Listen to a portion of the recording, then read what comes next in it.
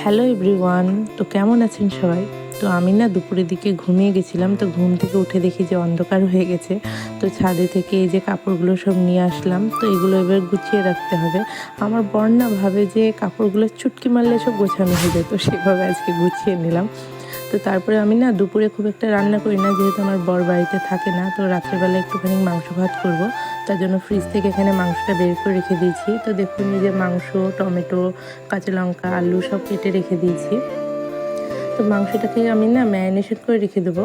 তো এর মধ্যে এই যে কুচনো পেঁয়াজ, টমেটো, কাঁচা লঙ্কা, তারপরে টক দই, আদা রসুন বাটা, লঙ্কা গুঁড়ো, জিরে গুঁড়ো, হলুদ গুঁড়ো, লবণ, এগুলো দিয়ে ম্যারিনেশন করে রেখে দেবো। তো আমার কাছে না স্ট্যান্ড নেই, তো তার জন্য আপনাদেরকে একবারে দেখাতে পাচ্ছি না। তো এই দেখুন আমি এই যে সমস্ত কিছু দিয়ে ম্যারিনেশন করে রেখে দিয়েছি। তো এটা ঢাকা দিয়ে রেখে প্রেশার কুকারের মধ্যে আমি মাংসটা রান্না করব, তার জন্য প্রেশার কুকার আমি বসিয়েও দিয়েছি। তো এতে একটুখানি তেল দিয়েছি, আর একটুখানি দেবো, এতেই রান্না হয়ে যাবে।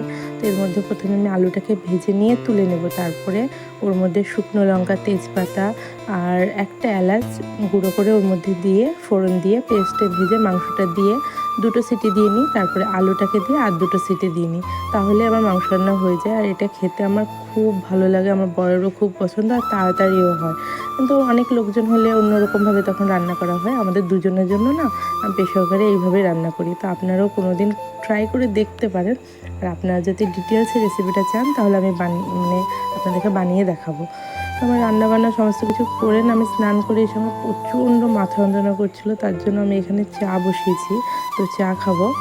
আর এদিকে দেখুন এই যে টমেটো আমি পুড়িয়ে রেখেছি, তো এটা কাঁচা লঙ্কার পেঁয়াজ দিয়ে মাখবো। আর এই যে মাংস কষা, তো এটাকে নামানোর সময় আপনাদেরকে দেখাতে পারিনি। আর এদিকে রয়েছে ভাত।